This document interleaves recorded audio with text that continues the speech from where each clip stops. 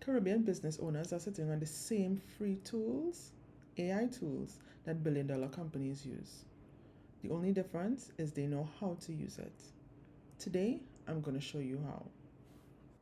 My name is Christelle, and I am doing this training because I have worked with AI since the very beginning, since ChatGPT came out, and there was a lot of talk about it, a lot of buzz about it. I got into it and tried to figure it out and see the benefits and things like that.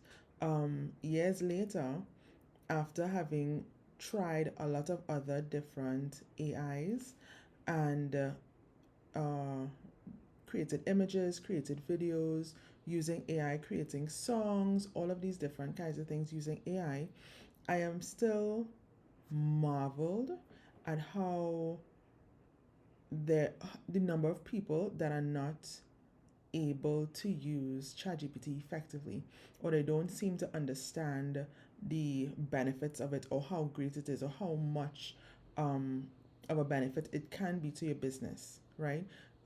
Improving tasks, improving the time taken to do different things.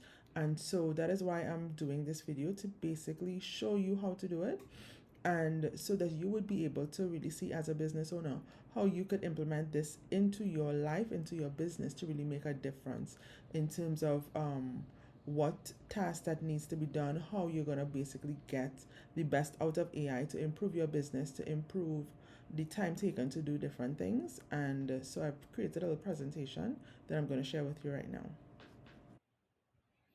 So now I'm going to go through the different types of users, the people who use ChatGPT uh, and they don't use it well, and you may see yourself in one of these. So you just laugh it off. But know that when we're done with this, I'm going to actually show you how to improve on it, right? So the first type of user we have is the one and done user. They ask one question, get a response, copy it, and use it. No iteration, no refinement, no make this sound more like me. They treat AI like a vending machine. Press a button, take the product, and leave. The output is always recognizably AI, written, and everyone can tell. The next one we have is the please and thank you user. They write prompts like they're texting a stranger they don't want to offend. Hi, can you possibly help me write something for my business? No pressure if you can't. The politeness isn't the problem. The vagueness wrapped inside of it is. AI doesn't need courtesy, it needs clarity. Number three, the essay question user. They dump 3 paragraphs of background, feelings, and context with no actual instruction at the end. AI has to guess what they want and defaults to something general. They give volume but no direction. Number four, the rewrite this loop user. They paste something and say, rewrite this. AI rewrites it. They say, make it better. AI makes it better, and they say, make it shorter. AI shortens it. At no point do they define what better actually means for their specific audience, their specific voice, or their specific goal. They're polishing nothing into something shinier, but it's still nothing. Number five, the yes man follower, and it deserves to be on this list. AI ends every response with a suggestion or an offer. This type of user just follows the AI's agenda for the entire conversation. By message 10, AI is leading the work and they are just approving it. They've outsourced their entire thinking without realizing it. The result looks productive but lacks their voice, their judgment, and their strategy. Number six, the copy and paste email user. They use AI to write a message, a caption, or a proposal and send it immediately unedited. Their clients and contacts can feel it. The language is too smooth, too formal, or too American. It doesn't sound like a person from Trinidad who knows their customer. They've saved 10 minutes, but they have also lost trust. Number seven, the Google replacement user. They use AI purely for information. What is digital marketing? How does that work?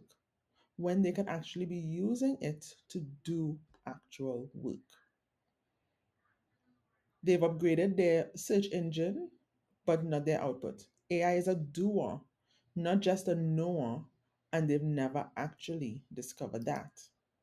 Number eight, the secret keeper user.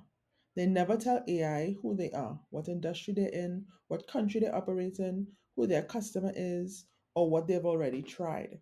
Every conversation starts from zero. AI is working blind every single time, so every result is generic by default. This is huge for you as a business owner in Trinidad. Have a very specific context, and if AI doesn't know that, it will give you advice built for someone in, let's say, New York. Number nine, the first draft is final user. They ask for a proposal, a caption, or an email. AI gives them something that's 60% of the way there. They use it as as is because it's good enough and they're busy. They never realized that two more specific instructions would have gotten them 95%, which is actually the difference between forgettable and impressive. And the last one, the I don't trust it anyway user. They use AI reluctantly, second guess everything it produces, add back all the complexity and jargon they asked it to remove, and end up with something worse than if they'd just written it themselves. Their distrust of the tool becomes a self fulfilling prophecy. Then they tell other business owners AI doesn't really work. But the truth and in fact, when you are able to see yourself in any of these, then you will understand that that is why you have been getting generic results, and that is why you have not been getting excited by using AI because it did not hit home for you, it did not get you excited, you did not see the potential or the dramatic difference. So I am now going to go through a couple to give you a side by side comparison of what a generic prompt would look like and what an actual quality prompt would look like. So, this is a social media content example. Write me some social media posts for my business. When you put in a generic prompt like that, you will get generic results. And this training is to help you to move away from that, right? So, this is what our actual prompt should look like, what I'm trying to open your mind and your eyes up to identify and for you to be able to create for yourself and for your business. So this is what a quality prompt would look like. I run a small accounting firm in Trinidad serving small business owners, restaurants, retail shops, and service providers. I want to post on LinkedIn twice a week to build trust and attract new clients. My audience worries about cash flow and tax deadlines. Write four posts that can educate without selling in a warm and direct tone. Each post should end with a question to encourage engagement. Before you start, ask me a clarifying question you need. Any clarifying questions you need. So that prompt is dramatically different than the first prompt that just says, write me social media posts for my business. Because right off the bat, you could see that there is context. The prompt gives the AI understanding of who they are, who they serve, what they are trying to do, the results that they want to get, and then they end with a question. They end with um, ask me any clarifying questions. So then when the AI says, okay, well, I need to know this more and give you two or three more questions, then the result that you're gonna get is exponentially better than the response that you would have gotten in the first prompt. Right? Another one, customer complaint. So you're dealing with a customer complaint, you go to ChatGPT and say, help me respond to a customer complaint. That again is a generic prompt. What you would want to put is something like this. I run a catering company in Trinidad. A corporate client emailed me to say the food arrived 25 minutes late to their event and they are threatening to withhold payment. The delay was caused by unexpected traffic, not negligence on our part. I want to respond in a way that acknowledges their frustration, explains without making excuses, offers a genuine resolution, and protects the future relationship without giving away a full refund. The tone should be professional but human. This is a long standing client. Draft a response for me. Now, with this, you will get a, a beautiful response because, again, you have given it context, you have layered in the details, the location, you have layered in what was the issue, you gave the problem, you gave the solution, you told AI the stance that you wanted to take, right? You wanted to respond in a way that acknowledges their frustration. So you are telling AI, this is what I want you to say. This is um, what I don't want, right? I don't want to give a full refund, all right, because this was something that was unexpected and not negligent on our part. So you don't want to give a full refund. So this is the stipulations. All right. Then you want it to be professional, but you also want it to be human, so that because there is some understanding, because the person is frustrated, the person was annoyed, maybe the person was embarrassed, right? And this is a long-standing client. So you gave it context, you put the parameters at which you would like the AI to work around. And this is very important when you are creating a prompt. Next one. This is a hiring example. Write a job description for a salesperson. Generic. You're going to get everything. They're going to give you something wishy wash that you may not like, or you may just take and copy and paste, but that is not the purpose of this training. So here we go again. This is a quality prompt. I run a security services company with 40 staff in Trinidad. I need to hire a salesperson whose job is to win new corporate and event contracts. The ideal client understands relationship based selling. This market runs on trust and personal referrals, not cold calls. They should be comfortable dealing with procurement managers at large companies and event promoters at the same time. Write a job description that attracts someone ambitious but grounded, with a commission structure that rewards results. Keep the language direct and Caribbean relevant, not a copy and paste from a US job board. All right. So again, we're going to see the same thing. There is context, there is a layer of understanding about the problem that you have, what you want the AI to have as its guidelines, all right, and what you need it to be. So essentially, how you want to think about creating a prompt is if you are actually working with a person, an admin assistant, or someone in your team, and you are giving them direction on what to do. If you are speaking to that person, you will tell them, I want you to do this, I want you to do that. This is the reason why, this is why not, this is important. So you want somebody ambitious but grounded. You don't want somebody too cocky. So it talks about the kind of personality of the person that you want. So all of this is in the prompt, so then it will be reflected in the job description. Um, Business proposal. Write a proposal for a new client. And this is the quality prompt. I am an HR consultant in Trinidad with 11 years of experience. I have a discovery call next week with the owner of a logistics company that has 35 employees and is struggling with high staff turnover and no formal HR policies.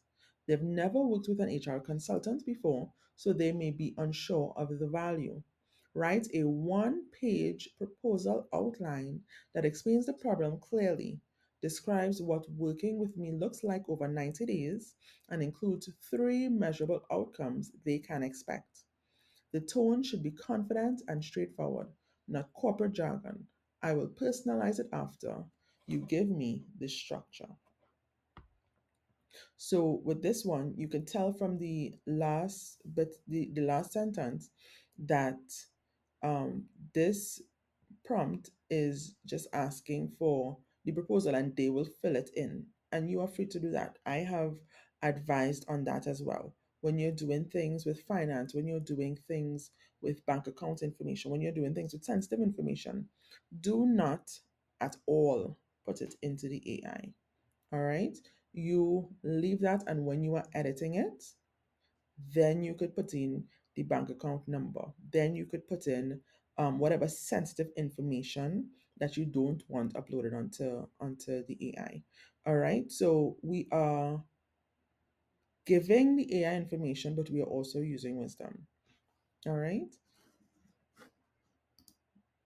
And the last one, marketing strategy. Give me a marketing strategy for my business. How many of us have done that? Put that into AI and is expecting gold. You would have gotten a generic response compared to a response that you would get when you put in a prompt like this. I own a printing and branding company in Trinidad that has operated for 22 years. Context. I built my business entirely on referrals and have no active marketing. My problem, the problem stated, is that long-term clients are reducing their orders, and I believe newer competitors with stronger online presence are winning businesses between my clients' buying cycle. I have no website that reflects who I am today, and I haven't posted on Instagram in 8 months. I am a one-person operation with limited time. Build me a 90-day marketing plan that is realistic for someone with no marketing background, focused on retention and visibility, and uses tools that are free or low cost. Do not suggest strategies that require a full team or large budget. Before you build a plan, ask me the clarifying questions you need to make this specific rather than generic. Again, so I'm reiterating, there is context about who the person is, about the company, about the problem that they are having, about what they are suspecting could be the issue or the cause for the problem.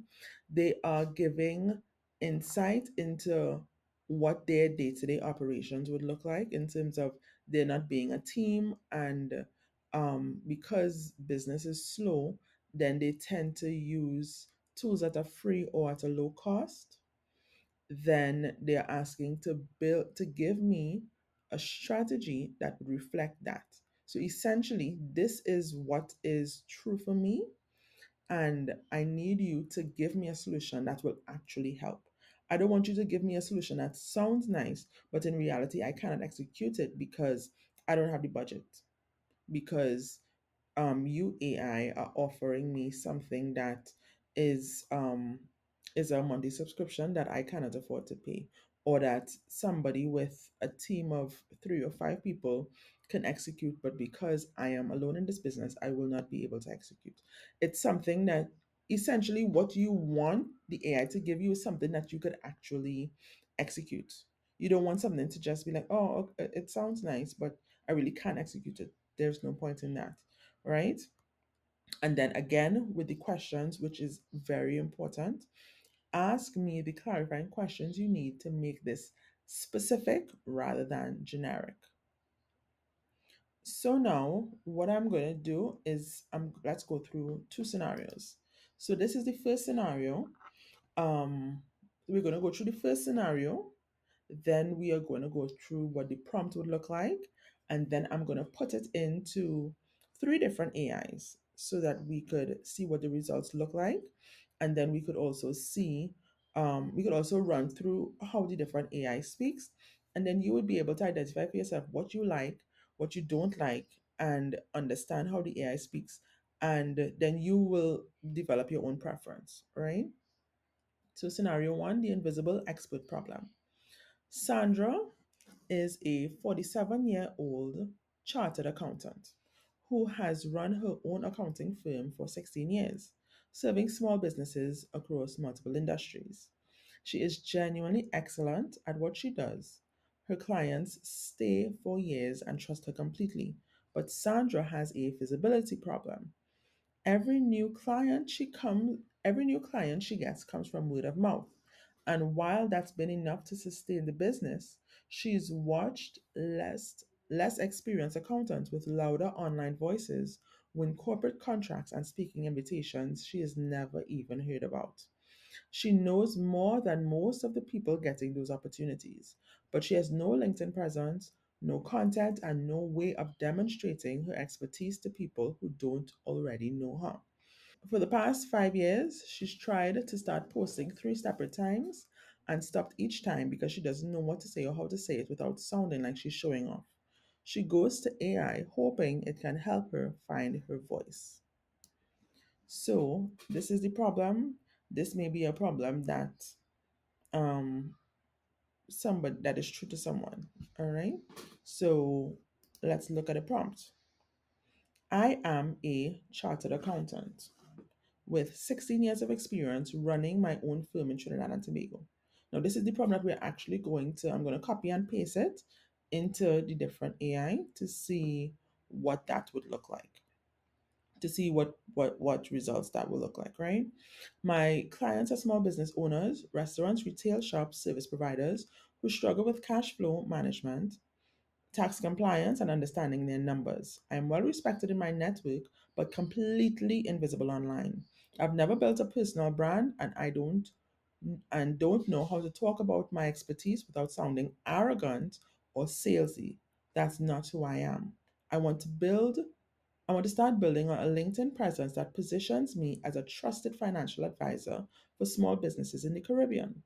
I want content that educates, not sells. I want to sound like myself, direct, warm, and practical, not like a corporate press release. My goal over the next 90 days is to post consistently and become the person Caribbean business owners think of when they have a financial question. Before you build me a content plan, ask me the clarifying questions you need to make this specific to me, my voice, and my audience. So now let me go on to um I'm going to copy this and then I'm going to show you what it looks like as we put it into these three different AI. Okay, so let us start from the beginning, right? The first one would be ChatGPT. So I just copied the prompt that I just read for you, and now I am going to post it into, let's start at ChatGPT.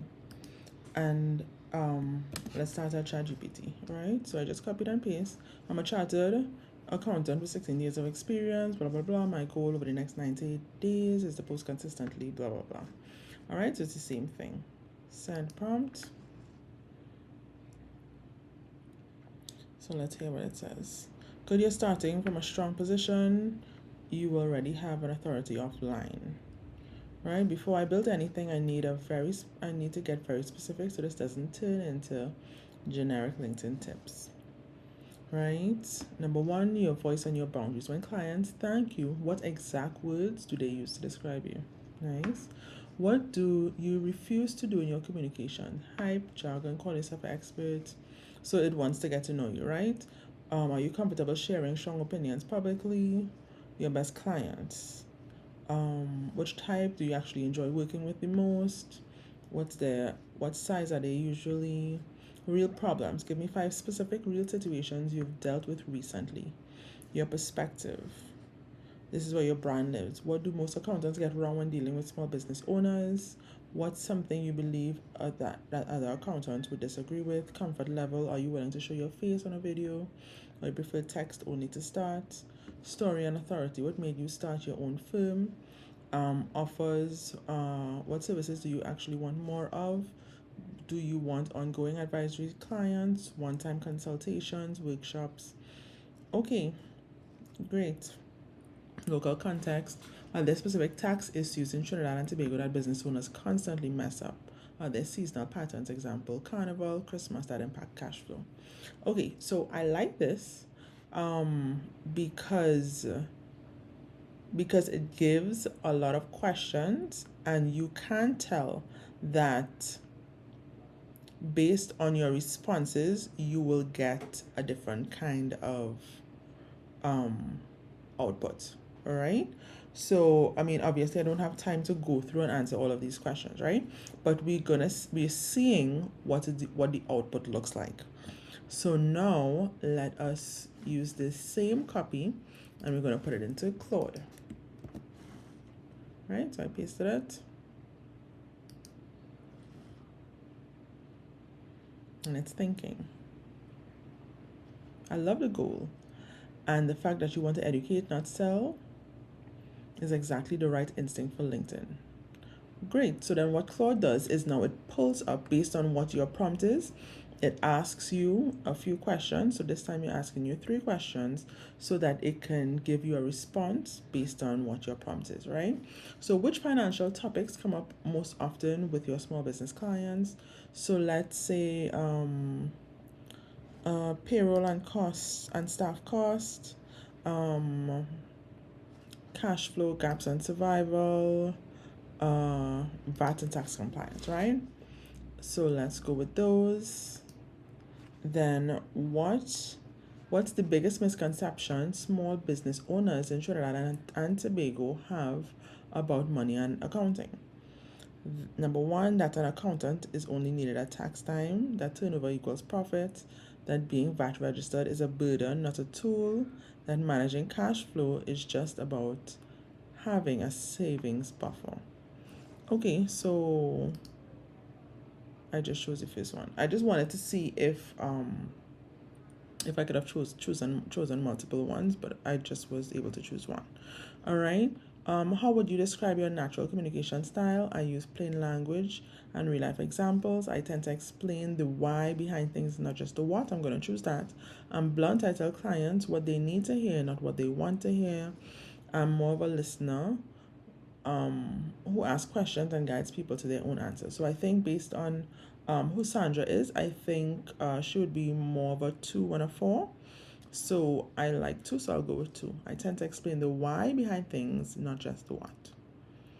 All right. So now Claude has the questions and answers there that I can see what I chose. And it came up with another question, right? Okay, that's a strong foundation. A few more to get the details right. Alrighty, let's see. When you imagine what I like about this is that it's multiple choice and I could just click. Whereas ChatGPT, I had to type it out. There's also the voice mode, so you may not type it out. You may not necessarily need to type it out in ChatGPT. You could just press the mic and just kind of read it out. But I like the multiple choice options here. When you imagine your best LinkedIn post, what would it be based on? Um, a real mistake I see clients repeat, a law or rule most people don't know about, simple habits that change a client's business, a myth I'm tired of hearing. It can actually be all. A simple habit that change a client's business, right? Or law or rule most people don't know about. So let's go with that one. How often are you realistically able to post in these first 90 days? Let's go to 2 or 3 times a week. All right. Which type of client makes up most of your current book of business? Let's go with retail shops. So let's see what it says.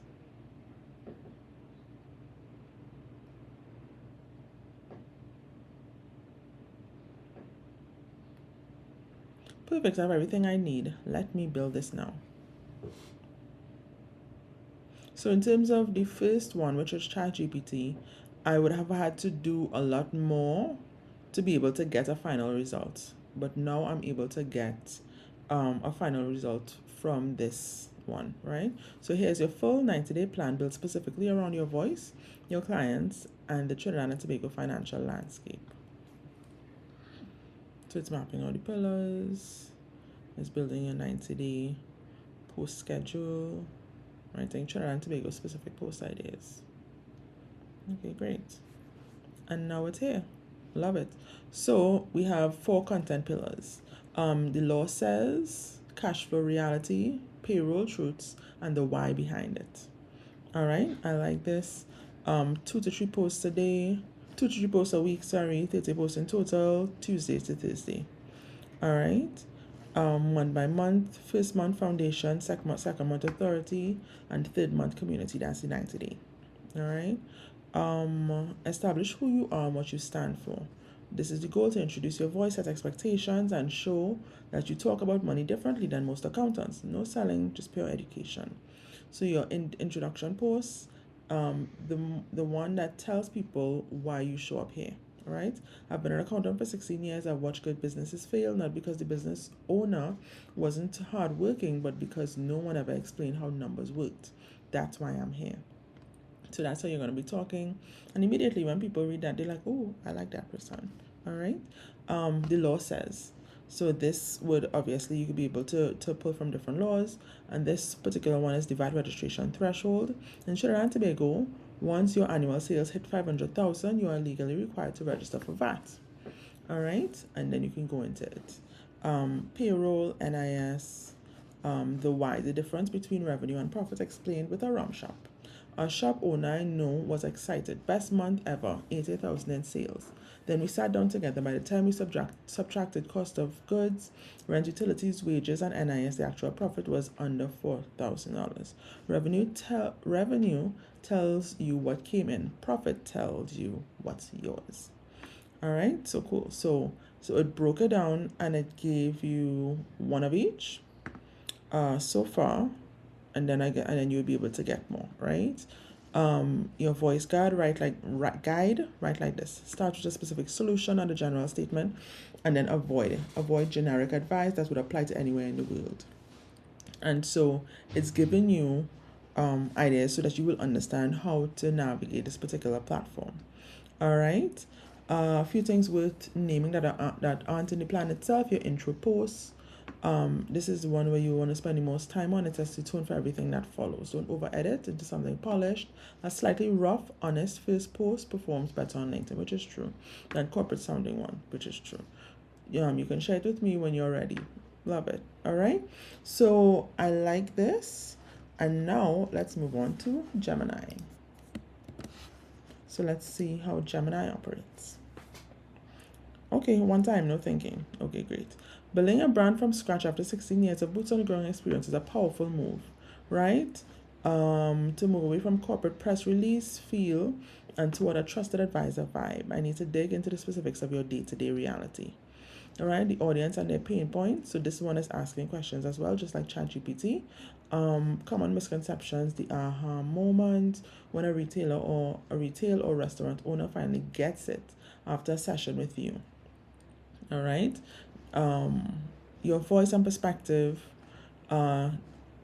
which is like, so it's the line in the sand, what you are known for being strict about. Every great advisor has non-negotiables. Example, I won't work with people who keep receipts in a shoebox. What's yours? All right. Logistics and content. So now these are the questions that the AI is asking you to understand your brand, understand who you are as a business owner, and understand your parameters, what you like, what you don't like, what you feel passionate about, how you like to help people, what is your personality. Because remember, when you fill out all of these answers to these questions, then you will create something that feels like you, right? It's not going to be generic. AI has the capacity to generate content that will feel like you. You would feel like, I feel like I write this. This is so me. This is exactly what I wanted to say. This is exactly how I feel. All right. And you can adjust the tone. So even if it doesn't, if the words, if the context and the content sounds good, but it doesn't sound exactly how you speak, then find some adjectives to describe how you speak. Say, okay, I like the content, but I am more of a reserved person. I'm not boisterous, or I'm not loud, or I'm a down to earth person, or I'm very vivacious and I'm very colorful with my speech. So then you could use words to describe to AI how you want them to speak for you. So after you answer all these questions to give context and content, then you also put in tone. All right. So I am not going to go through all of these things, but I just wanted to show you how the three different AI operate. All right. And I hope that you do see the benefit of it. I hope in this video you would have understood what a generic prompt would be like and what a very good quality prompt would be like, and what are the different aspects of it that you would need to put into your prompt to be able to get the kind of results you want for your business. So whatever area it may be, we were just looking at examples about hiring and payroll and marketing and sales and all of that. So any problem that you have, you can go to AI. It's just how you prompt. So I hope that so this is the end of the training. I hope that you did find it valuable. I did enjoy spending some time with you. And um, if you want to speak to me further, if something you had a question about or something that intrigued you that you want to know more about, or you would like something like this for your team, or you want to go deeper, feel free to give me a call, to send me an email, and we'll get in touch and we'll see how this can work. All right. The first call is free, and if you at the end of the call you want to do something a little bit longer, then we can discuss what that would look like. But it was a pleasure talking to you and being here with you, and I hope that you got some great value from this. Take care.